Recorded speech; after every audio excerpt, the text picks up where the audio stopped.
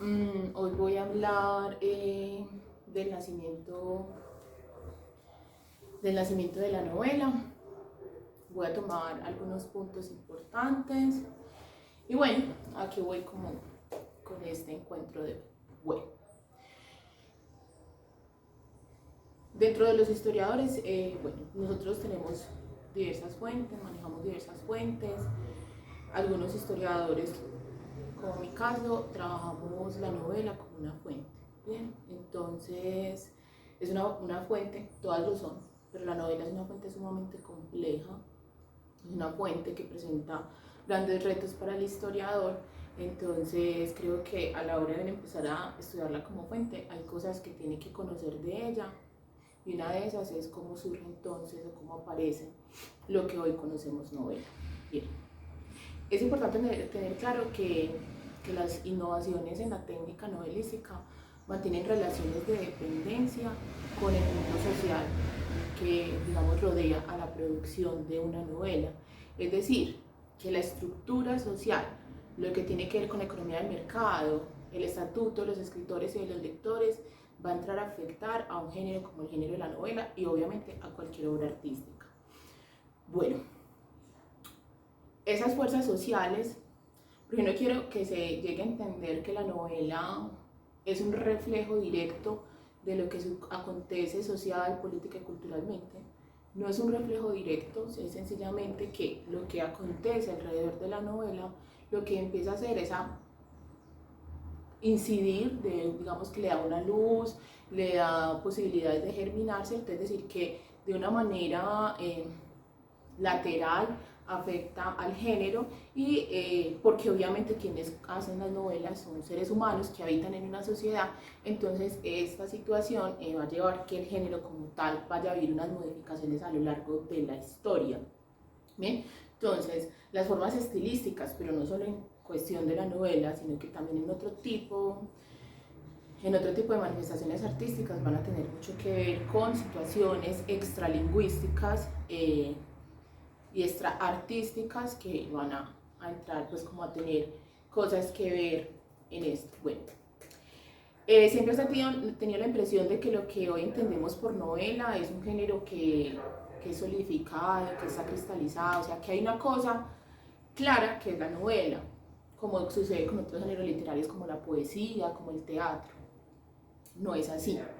Una de las dificultades a la hora de estudiar novela es que a veces no tenemos claro cuáles son las características o cuáles son como la definición exacta de lo que es una novela. Bien, entonces lo que hoy entendemos por novela es digamos, un proceso de formación de la literatura desde la antigüedad.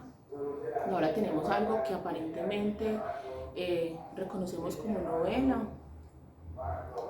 A veces reconocemos que es una novela porque pues en la misma editorial nos dice esto es una novela, y en la parte de atrás nos dicen listo, ahí está la novela de porque en las críticas que encontramos en la prensa, en las revistas especializadas o en otros medios, nos dicen que eso es una novela, entonces ya asumimos que es una novela. Pero ¿qué es una novela? Es una situación bastante compleja de definir. Como digo siempre, todo aquello que tiene historia es bien difícil de definir, pero si es difícil de definir, ¿cómo encontrar entonces la historia de ese objeto indefinible? La novela entonces es un género no cristalizado, es un género que sigue en formación, es un género que es mestizo, es decir, que se adapta de muchos géneros literarios, es un género que muta constantemente, además es sumamente plástico, en el sentido de que puede asumir características, formas de otros géneros literarios como la poesía o incluso de otras artes, puede incluir música, puede incluir pintura, puede incluir el cómic. Es decir, una de sus características, si a eso fuéramos, es que es plástico, o sea,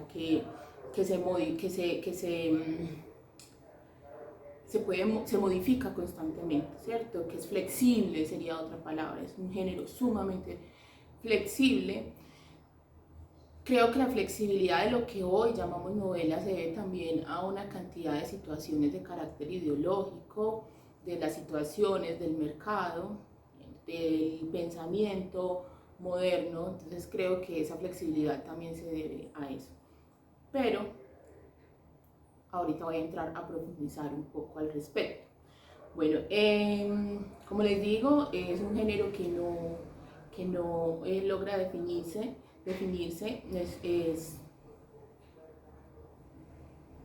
no tiene unos límites o unos rasgos claramente definidos y de formación o de desarrollo perfectamente delimitados en el tiempo, como los historiadores intentamos, también los historiadores de la literatura lo hacen, todos los historiadores del arte, pues alguien que tenga que ver con la historia, lo que va a hacer es dividir su objeto de estudio por periodos, el análisis de la novela, y lo voy a hacer en este caso, uno lo va haciendo como por unos periodos aparentemente lineales y evolutivos, aunque realmente así no es, así no funciona específicamente en este caso de la novela, creo que en ningún caso, pero específicamente en este no funciona como una manera lineal, como causal, sino que tiene pues como toda una evolución, lo que implica que se generen ramas, ¿cierto? Que se generen mestizajes, que se genere pues hay como una mutación también.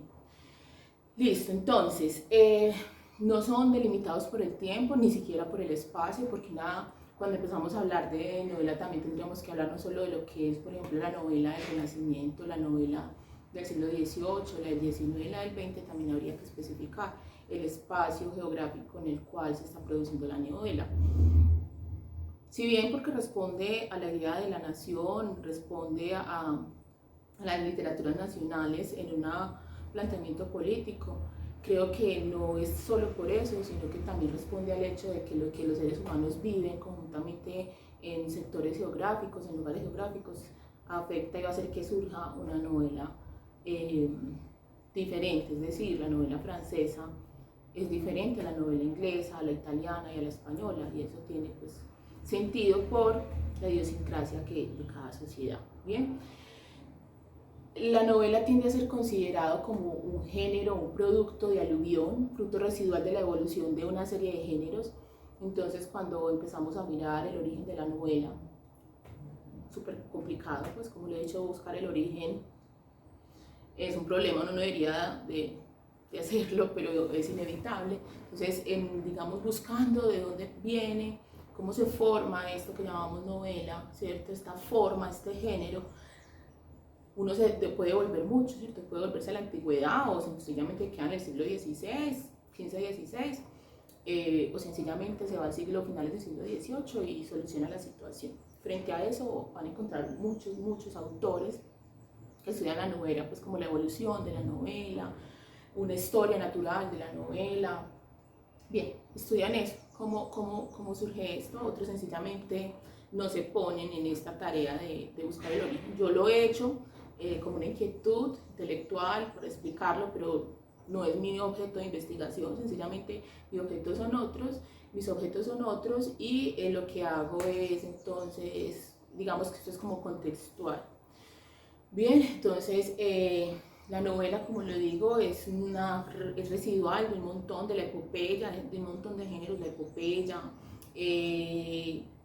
la épica, ¿cierto? Los cantares de gesta, las leyendas, los libros de caballerías, ¿cierto? Es decir, es un género de contornos desdibujados, a diferencia, por ejemplo, de la poesía y del teatro, como les decía, que están configurados y cuya mera mención evoca un concepto indiscutible. Definir qué es la novela, como les decía, es complejo por su flexibilidad. Ahora, nosotros como historiadores debemos de tener clara una cosa, y eso es para todas las fuentes que trabajamos. Una cosa es la novela como objeto y otra es la novela como fuente. La novela como objeto es, por ejemplo, lo que estoy haciendo en este momento, es buscar su origen, buscar cómo se conforma, ¿cierto? Es la novela. No una novela, ¿cierto? No en singular, sino la novela como género, ¿cierto? Ese sería un objeto de estudio. Bien, ahora como fuente, que es como básicamente más la uso yo, es como determinado conjunto de novelas, ¿cierto? Normalmente relacionadas porque aparecen en el mismo tiempo y en lugares, en espacios similares, es decir, la novela latinoamericana del siglo XIX, ahí es una fuente, ¿cierto? Porque lo que yo me estoy preguntando no es por la novela, cómo se escribe la novela en América Latina, cómo son los personajes, cuál es la forma, cuáles son los tiempos, no. Yo lo que hago es, ¿cierto? Ahí es como fuente lo que hago es de la novela, de cómo narra, de qué ideologías están inmersas en ella, de cuáles son los valores que la novela rescata o ensalza. Mirar, por ejemplo, la figura del héroe es sumamente importante, mirar si esa novela está escrita en una forma de tragedia, si es una forma de comedia, si es una sátira, toda esa información relacionada con un contexto social, político, me permite apoyar o arrojar unas ideas, unas interpretaciones de esa sociedad, de una sociedad X del pasado. Y normalmente esa fuente, la novela como fuente, va a estar amarrada a otras fuentes, ¿cierto? No va a ser solo la novela, sino que va a tener que emplear otras novelas. Prensas, biografías, archivos oficiales, bueno, otra fuente secundaria o fuente pues como de apoyo, bibliografía de apoyo. Entonces ahí esa es la diferencia y creo que es muy importante. Normalmente los historiadores no hacemos historia literaria, es decir, no tomamos la novela como objeto. ¿Por qué? O otro tipo de géneros narrativos. ¿Por qué? Primero porque requiere un conocimiento específico de la literatura, ¿cierto? La novela es un objeto que sale de una sociedad y una cultura, pero es un objeto especializado, ¿cierto? No es cualquier tipo de objeto y es un objeto sumamente complejo. Entonces los historiadores lo que hacemos por nuestra competencia es trabajar la novela como una fuente.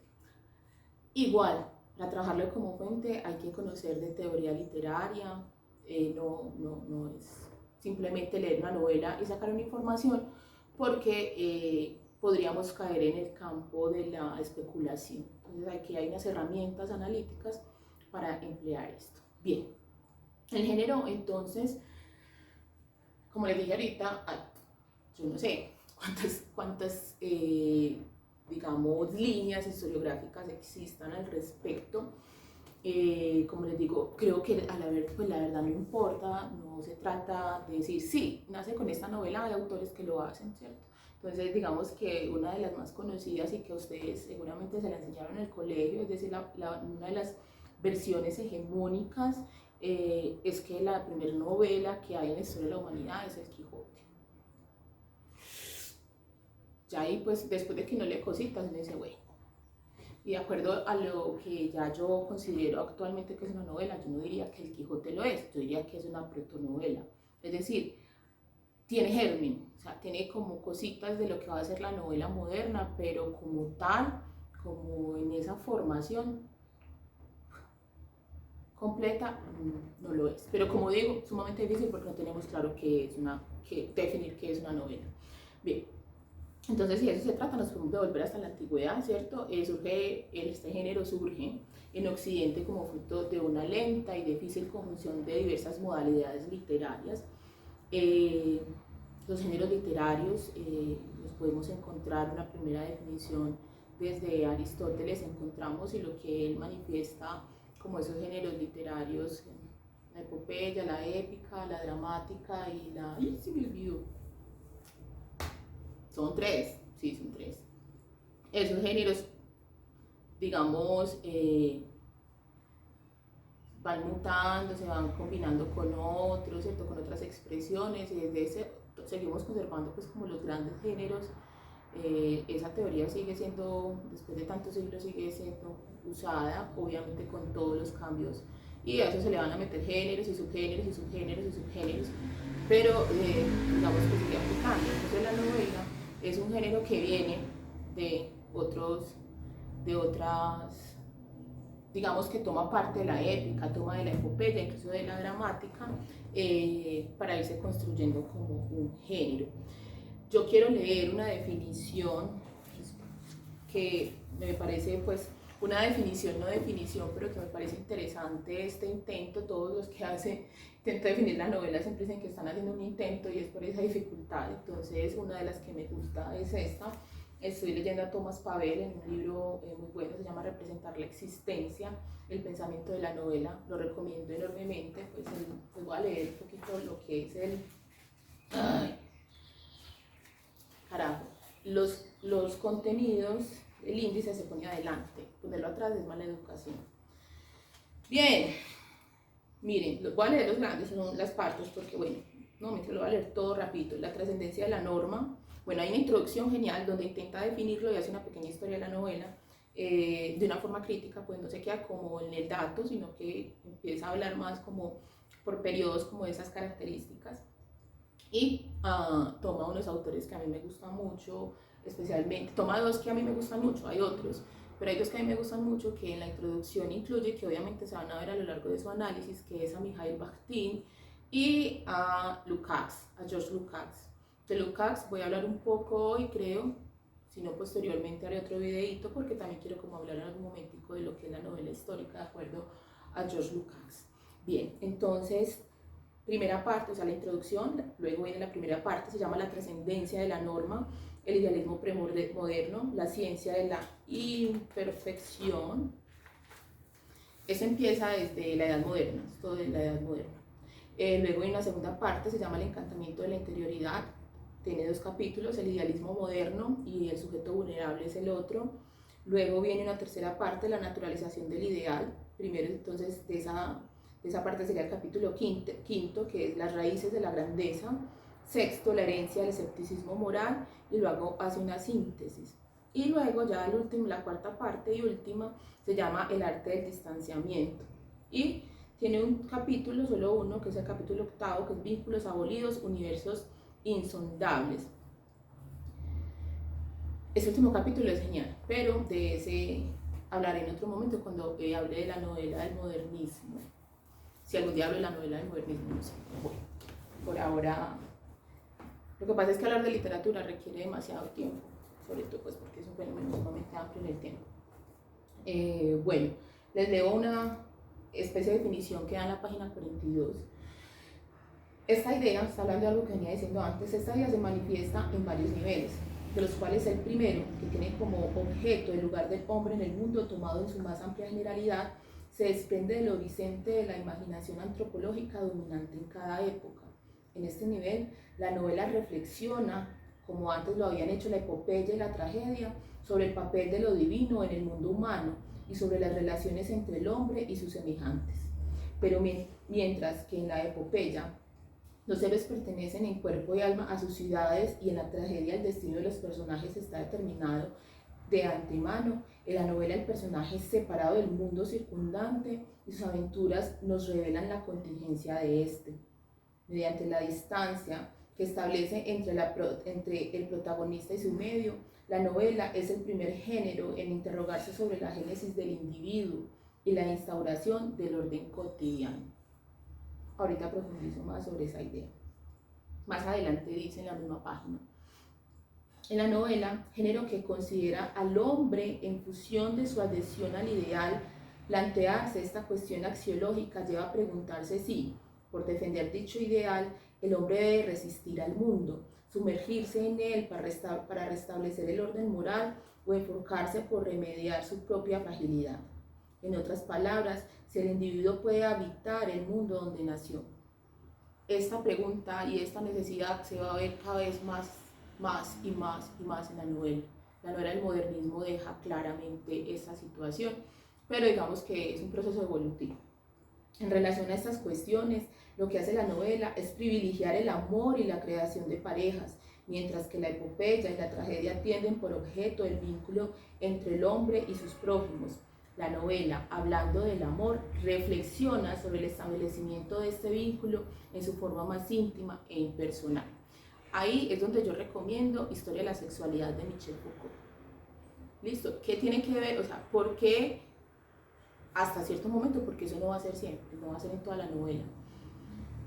Porque inicialmente en la novela el amor de pareja es fundamental, ¿cierto? Entonces cuando esté incluso, digamos, en el imaginario colectivo, habla de novela, la gente se va a imaginar, primero una telenovela, ¿cierto? No piensa que estés hablando de un libro. Cuando ya usted dice, no es una telenovela, es una novela, la idea de las personas siempre va a ser que todas las situaciones están rondando sobre el amor. Están tejidas, toda la problemática está tejida alrededor del amor. No me voy a meter por ahí. pero se los dejo como tarea. Lean a Michel Foucault, La historia de la sexualidad, es uno de los libros más bacanos y fáciles de leer, bueno, objetividad, subjetividad total, de los libros más fáciles de leer y más bacanos de Michel Foucault, ¿ok? Entonces, la historia de la sexualidad nos enseña, ¿cierto? Que la sexualidad es una manifestación del poder y en una sociedad moderna y liberal, que hace pues parte de ese pensamiento liberal, el amor no es, digamos, es una herramienta. Entonces habría que también pensarse por ahí. Vuelvo, siempre lo recomiendo, también en ese sentido está el texto de Doris Somers, Ficciones Fundacionales, que es un estudio de una norteamericana que hace sobre las novelas fundacionales latinoamericanas, que son unas novelas que todas ellas hacen parte del romanticismo, algunas de ellas novelas históricas románticas, algunas novelas históricas realistas, ahí hay una diferencia, eso también lo encuentran en Lukács. Entonces ahí van a ver, ella estudia, Doris Sommer estudia esto, ella también asume, ella también lee a Foucault para explicar esa importancia que le dan sobre todo los novelistas del siglo XIX a las relaciones amorosas en la fundación o en la creación de las primeras novelas nacionales latinoamericanas. Ahí queda pues como para la inquietud. Continúo con este señor Pavés, dice, ya voy a terminar. El método de representación adoptado por las diversas épocas y los diversos géneros depende al mismo tiempo de la naturaleza de las hipótesis antropológicas fundamentales y del peso que se les concede ante las consideraciones de orden social. Por ello, esto es importante, por ello, en cada época, la novela entra en relación con el horizonte de la reflexión extraliteraria, es decir, lo que está fuera de la discusión literaria. Dentro de la discusión literaria y se sientan los escritores y van a hablar y bueno, cosas de escritores, listo. Pero dentro de la novela no solo va a estar la discusión y la discusión que el autor, el escritor tiene literaria, no solo va a afectar la novela, también es la situación extraliteraria, la vida social, la vida cultural, una cantidad de situaciones. Lo económico terriblemente va a afectar la producción de la novela, ¿bien? Entonces, me devuelvo. Por ello, en cada época la novela entra en relación con el horizonte de la reflexión extraliteraria, una reflexión que lejos de darse de antemano procede en realidad de debates cuyos resultados nunca son tenidos como ciertos. Para simplificar, podría decirse que la novela es el primer género que llega a concebir el universo como una unidad que trasciende la multiplicidad de las comunidades humanas. ¿Bien? Esto explica entonces la razón por la cual en la Edad Moderna, es decir, por allá desde el siglo XVI, viene mutando rápidamente una forma narrativa que en el siglo XVIII, con las revoluciones, la Revolución Francesa, la Revolución Industrial, bueno, la cantidad de cosas que suceden en el siglo XVIII, la llegada con trompetas de la modernidad, se va a ver en la novela, ¿cierto? Se ve en la filosofía, se ven un montón de cosas. Bueno, en la novela también se va a ver esto. Bueno, entonces, tiremos lazos hacia el pasado y no quiero que esto se asuma como una verdad, simplemente un ejercicio, digamos, interpretativo y especulativo del origen de la novela. Como les decía, el género surge, lo podemos tirar desde la antigüedad, lo cual lo hace más difícil de rastrear, pero bueno, simplemente podríamos decir que surge con la épica y la epopeya. Es fruto en Occidente de una lenta y difícil conjunción de diversas modalidades literarias del mundo grecolatino, que tienen que ver, pues, o sea, lo podemos llevar a la antigüedad, todo el mundo del cristianismo, del Imperio Romano y luego pues como la Edad Media. Frente a la etimología de la palabra novela, sobre eso lo van a encontrar mucho. Esto es un Wikipediazo. Bueno, estoy leyendo Wikipedia, pero en Wikipedia pueden encontrar esta información incluso más larguita. En cuanto a su etimología, es decir, la palabra novela proviene de la palabra italiana novella, novel con doble L, que es un relato de ficción intermedio entre el cuento y el romanzo o narración extensa. Bien, o sea, hay unas narraciones sumamente extensas, había unos cuentos y en la mitad había la novela en italiano, porque cada país va a tener una definición o una etimología. O sea, no hay un origen etimológico único de la palabra novela, ¿cierto? Para Italia hay uno, para Inglaterra hay otro, Francia hay otro y así. Bueno, esta a su vez, novela en italiano, a su vez de la forma femenina latina novellus, cuyo significado sería novedoso. El término novela, que en tiempos de Cervantes mantuvo su acepción original de relato breve, posteriormente servirá para designar la narración extensa en francés roman, ¿cierto? Mientras que el relato breve será denominado novela corta. Otros consideran pues que el origen de la novela se encuentra alrededor de los siglos segundo antes de Cristo y hasta el tercero después de Cristo en Grecia y Roma. Por ejemplo, en Grecia lo encontramos con Homero, ¿cierto? Y en Roma con Virgilio y la Eneida, además una obra sumamente leída en el siglo XIX. Se puede hablar de las primeras ficciones en prosa con estos trabajos. En la época del Imperio Romano aparecen algunas obras o manifestaciones de una protonovela escritas en latín y encontramos, por ejemplo, el Satiricón como una de esas primeras novelas que es atribuida a Petronio y escrita en el siglo I después de Cristo, y El asno del oro de Apuleyo del siglo II, que es considerada una de las grandes joyas de la literatura universal. Bueno, en Grecia encontramos entonces, como les decía, las obras de Homero, la Ilíada y la Odisea, pues se le atribuyen a Homero, que dan origen al género, ¿cierto? Después de esto, hay gente que, por ejemplo, lee la Odisea y la Ilíada y considera que están leyendo novela. No es novela, pero definitivamente cualquiera que quiera escribir novela tiene que leer la Ilíada y la Odisea, pues es una tarea.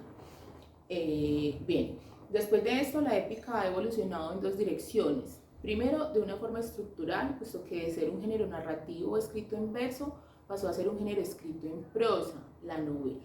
La novela se escribe en prosa. Entonces esa sería una característica.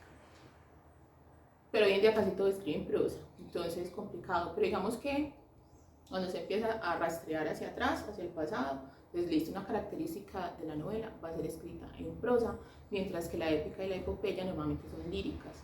Primero, de una forma estructura, Segundo, en cuanto al contenido, ya que deja de centrarse en los mitos y valores del mundo antiguo, ¿cierto? La épica y la epopeya, el valor de la virtud, del heroísmo, fíjense en estas obras, para ser reemplazado por el mundo novelesco, que es cargado de otros valores. Ojo, ¿cuáles? Libertad, individualidad y subjetividad. La novela, en la medida que el pensamiento liberal y el pensamiento o la modernidad se afianza en la sociedad, bueno, en los hombres que conforman la sociedad, esos valores que hacen a la novela, digamos, ahí sí como nacer, ya ahí se reconoce, o sea, claro, en el siglo XVIII hay novela, ya, a finales del siglo XVIII reconocemos la existencia de la novela, antes está como en duda. Pero entonces, ¿qué sucede en el siglo XVIII? Pille pues, ¿qué sucede? Hay unos escritos que ahora llamamos novela que empiezan a hablar constantemente de la libertad, la individualidad y la subjetividad, pero no son ensayos, o sea, no es el autor que empieza a hablar y a hacer todo un decálogo de lo que es la libertad y la individualidad, no. Sencillamente sus protagonistas empiezan a encarnar esto, una búsqueda por la libertad, libertad económica también, porque el mercado también empieza a aparecer allí. Entonces, esto es lo que sucede por allá en el siglo XVIII. ¿Bien? A diferencia de lo que sucedía antes, un sujeto que vive en una comunidad X, un sujeto que tiene un lugar en el mundo, porque es que esas novelas o protonovelas o prenovela o novela premoderna, no sé, como la quiera llamar, es decir, la de antes, la vieja, esa novela, el sujeto está muy bien ubicado en su sociedad, no hay un problema existencial que lo haga pelear con el mundo en el que nació. Esa es una de esas características. Entonces, claro, es un mundo sumamente difícil con el que hay que luchar. Entonces hay unos dioses que de pronto entran y te devuelven la vida un 8, pero es un sujeto que no tiene una crisis existencial, ¿bien? Porque no hay una conciencia de la de la individualidad, ¿cierto? No hay una conciencia de mi yo arrojado al mundo. Bien, bueno, entonces, en definitiva, la unión de la épica y de la novela se manifiesta en la representación de un mundo repleto de elementos, ideas, personajes, valores, tipos de mundo, etcétera, con una perspectiva temporal que favorece la narración en pasado y cuyo contenido se alimenta de los recuerdos contados y transmitidos por la tradición sobre los héroes legendarios y sus proezas. Bueno,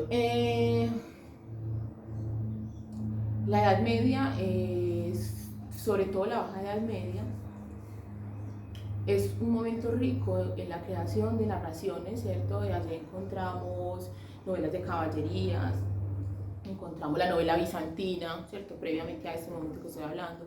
Encontramos muchas formas de narración, ¿ok? Por ejemplo, de esa novela italiana a la que les hablaba ahorita, que es un relato ni largo ni corto, ahí en la mitad, ¿cierto? Hay expresiones literarias bien importantes. De las características de estas expresiones literarias tenemos que son idealistas, ¿cierto? No, y hay un momento de ruptura, por eso se habla de la novela moderna, en esa novela en la que entra el individuo y un individuo en busca de la libertad, un individuo en un mundo real.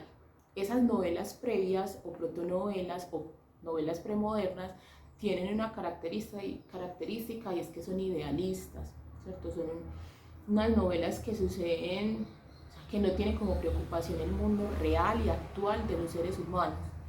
Entonces, las novelas a partir del siglo XVIII van a preguntarse por el ahora, o sea, la realidad tiene que ser narrada históricamente, ese va a ser para los escritores del siglo XVIII, van a decir históricamente, ese es el objeto y el objetivo de la novela, empezar a hablar de lo que es el aquí, el ahora, el ya, lo inmediato, ¿cierto? Porque en el pensamiento premoderno no era necesario, no era importante hablar de eso que estaba allí, ¿listo? Entonces ahí, por ejemplo, ustedes pueden encontrar en eso, por ejemplo, la novela bizantina, esa situación. En algunas novelas de la Edad Media, de la Baja Edad Media, vamos a encontrar que hay una preocupación un poco por hablar de esa realidad.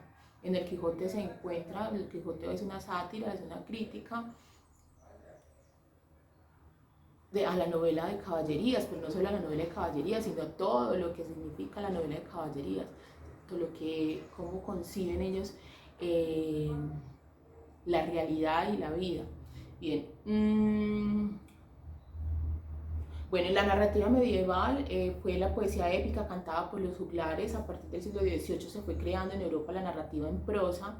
Quizás las tres primeras obras que se puedan llamar novelas aparecieron en España. Esa es una posición, como digo, hay varias. Está el libro, hay un texto o una prenovela, un libro de buen amor.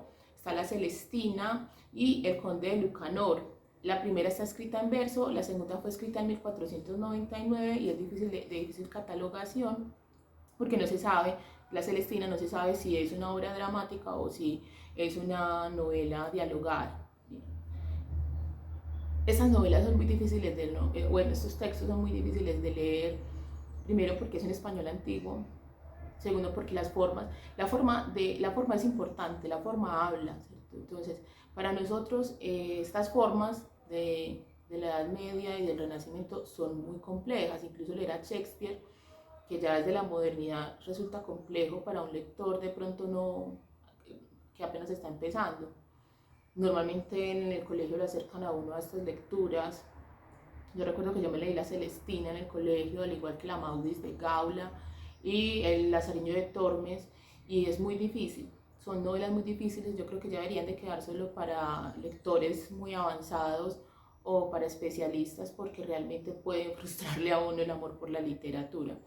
Bien, y como decía, entonces esas formas no son cotidianas para nosotros y leerlas es muy difícil. Para hoy, para nosotros, sobre todo para las personas más jóvenes, de pronto leer novela del siglo XIX sea difícil, también porque la forma cambia, la forma de la novela del siglo XIX no es la misma forma de la novela actual. Incluso también puede ser difícil leer la forma, ¿cierto? Novelas de principios del siglo XX, leer a Thomas Mann, leer a Joyce, puede ser complicado porque esas formas son las formas de su tiempo. Las formas ahora de la novela, no digo que todas, suelen ser cortas, y en la forma y en su estructura, muchas de esas novelas están pensadas para convertirse en películas o en series. Y eso ahí ya hace, por ejemplo, el juego de los tiempos, el juego de imágenes, bueno, es diferente. Si eso se pudiera hacer, es decir, que en el pasado alguien pudiera leer una novela actual, tampoco creo que la entendería, ¿listo? Porque socialmente nos adaptamos a las formas. Bien, entonces estas novelas, como les digo, o prenovelas, no responden a todas las características básicas de la novela, pero indiscutiblemente hacen parte o ayudaron a formar el género. Bien. Listo, la recuperación de la cultura clásica como aportación enriquecedora a la concepción cristiana del periodo anterior hizo que el humanismo triunfara. El humanismo, y especialmente el humanismo en España, es sumamente rico en lo lingüístico, en la creación literaria, y eso también se va a reflejar en esa novela. Bien, va a suceder entonces en esa modernidad unos cambios en los contenidos, cuales, por ejemplo, la estructura a través de una serie de matices expresivos y técnicas narrativas nunca utilizados hasta ese momento, como el uso de la primera persona para narrar, era imposible utilizar en la literatura oral por la confusión que se originaría entre la figura del protagonista y de la que cuenta la historia. Entonces, cuando en la Edad Media empezaban a narrar, ¿cierto? Muchas de estas narraciones no teníamos imprenta aún, entonces cómo se distribuía, ¿no? Cómo la gente la conocía, mucha de esa información era oral. Y ahora, muchos de los textos que tenemos ahora eran narraciones orales que se escribieron y se imprimieron y salieron libros, y se publicaron libros al respecto, se editaron libros. Bien, entonces, por la forma, es decir, como el relato es contado, no se solía usar mucho la primera persona. Cuando el texto empieza a imprimirse, entonces ahí sí, ¿cierto? Ya puedo, bueno, este es un caso, ¿cierto? De una narración en primera persona. Bien. A los contenidos, entonces es una innovación, es decir, que pues tiene que ver con la imprenta. A los contenidos, al explorar nuevos argumentos que pierden su carácter sagrado, la secularización, para hacerlos más mundanos, ¿bien? Como consecuencia de la secularización de la vida cotidiana y las secuelas que provoca la ruptura de la unidad religiosa. Estamos hablando, entonces, que en la entrada de lo que llamamos la Edad Moderna hay un primer momento donde la situación cambia para que empiece a formarse la novela. Así aparecen, por ejemplo, obras muy pertinentes para este momento histórico que estamos viviendo, que es el de Cameron, ¿cierto? Escrita en el siglo XIV. Yo creo que muchos la conocen, es una obra escrita durante una pandemia, de unos jóvenes. A mí me parece una obra como salida en ese momento histórico, uno la ve un poco salida de los cabellos, o a veces de pronto nosotros desconocemos más del pasado de lo que creemos. Es una obra escrita en los jóvenes que se van para... Es sumamente una narración sumamente hermosa, es un libro precioso, pero muy rico de leer, aunque sea un formato tan antiguo, tan viejo. Es unos jóvenes que se van y suben como un castillo, que queda, es lo que recuerdo, me la leí hace mucho tiempo, queda por allá arriba, ¿cierto? Y se alejan de esta enfermedad, de esta peste, y allá son jóvenes, o sea, jóvenes en ese momento, yo creo que eran adolescentes. Y empiezan a narrar, no creo que tuvieran más de 20 años, no, es que a los 20 años, ese momento ya era un anciano. Creo que tendrían por ahí 15 años, alrededor de los 15 años, se van para allá.